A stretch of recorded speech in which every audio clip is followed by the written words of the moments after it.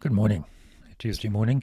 It is surprisingly cold here in Pittsburgh. It's the 3rd of June, and it's actually below 50 this morning. It's been quite nice. Actually, it's sort of 45, 50 in the morning, then gets up to 70, 75 in the afternoon, and that, to me, is the perfect ecosystem. If we could geoengineer Earth so that Pittsburgh maintained that window, except maybe for 7 weeks, maybe, where it snowed a foot and you were all sort of caked in for a nice cold winter reset. That would be ideal. But that is not the topic for today. I want to revisit one of the ideas from the first principles, right, where I talked about kind of driving vectors or inspiration or direction for the practice, and there were 4 of them. And the first of them was this idea of understanding the self, understanding the mystery of precipitant consciousness, and understanding the interaction between the two. And I want to focus in on knowing the self. And where I'm going to go with that is actually flipping it a little bit, starting with the idea of knowing and understanding the nature of self, but flipping it to the value of being known, and how that fits in with the project of enlightenment, the project of salvation, the project of being human. So Socrates, right? Socrates famously said, "No, the Delphic oracle, know yourself." I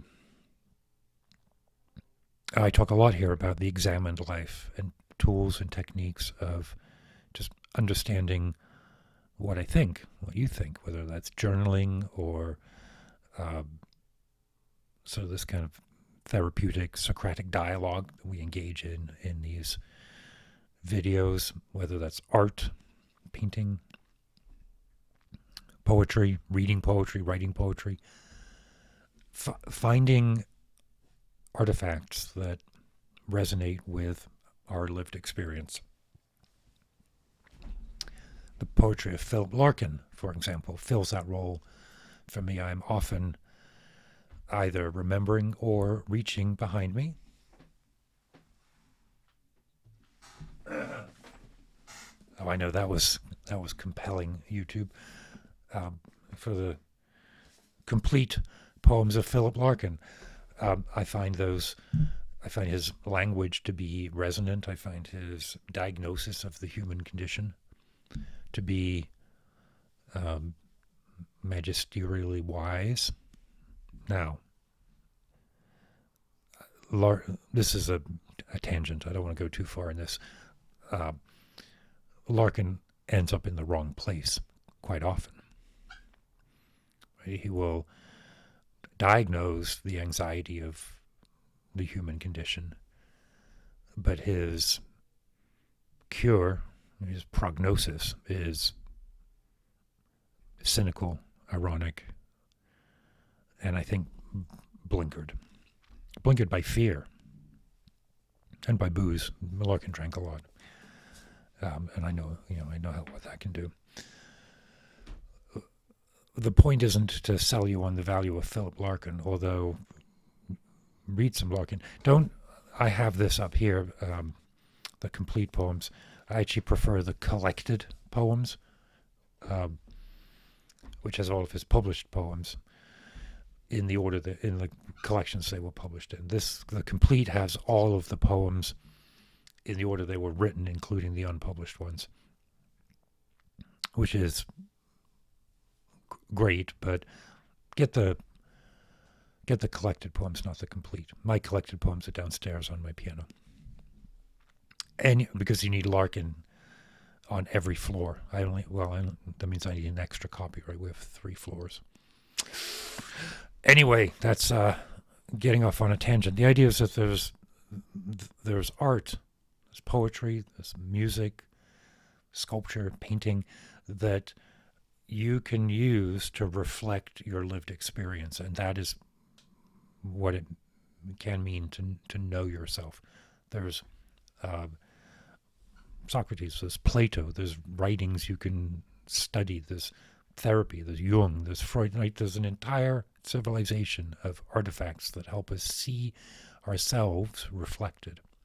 Okay, but then what we take here, the next step, is those selves are not concrete. We should not reify the self. We should understand the impermanent nature of the self. And so we have tools and techniques that don't contradict the value of understanding what the self is, right? Experiencing the self, experiencing what it is to be alive, but creating a frame where we understand that I am not I'm not carved in stone.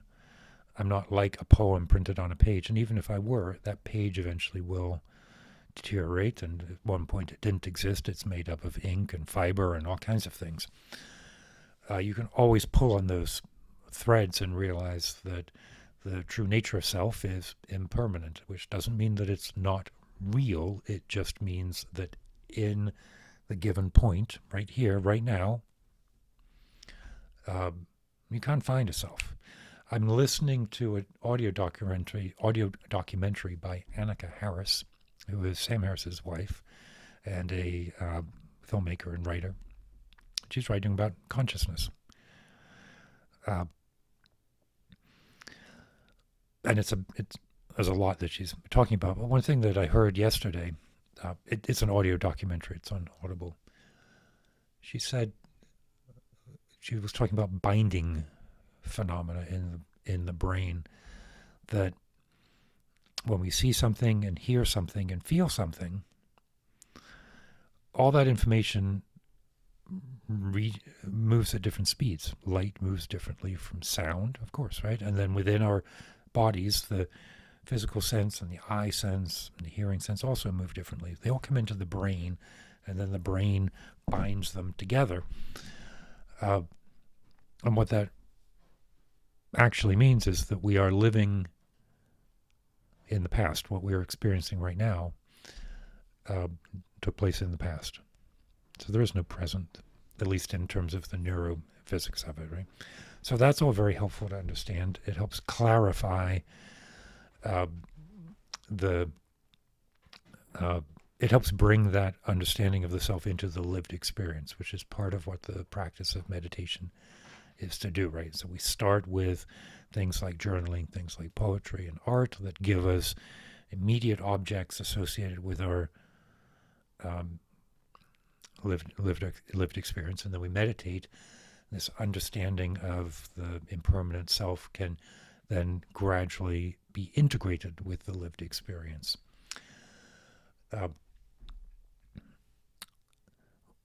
Where it flips then is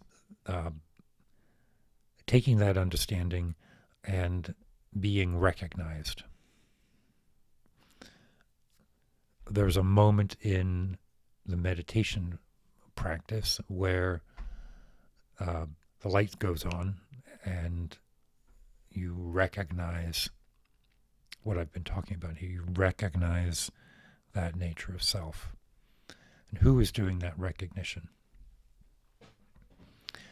I don't have an answer for that. That's a question that you can use in your meditation practice.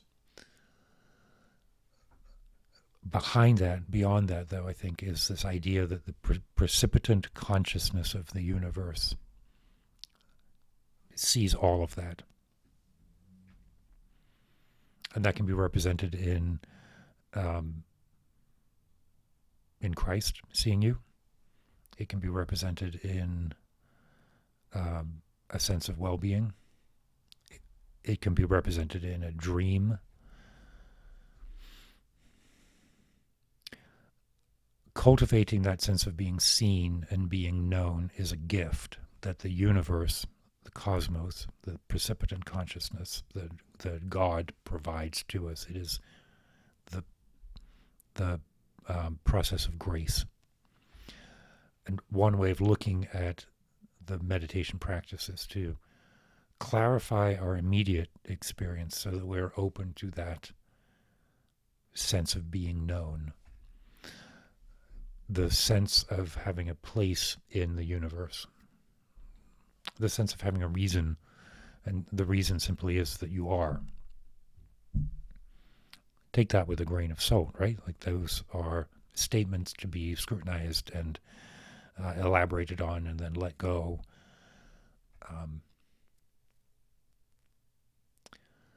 The processes that we are unfolding are connected with all the processes within the universe.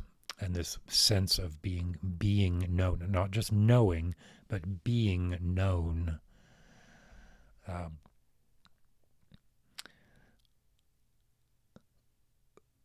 It arises and it is cultivated by the practice.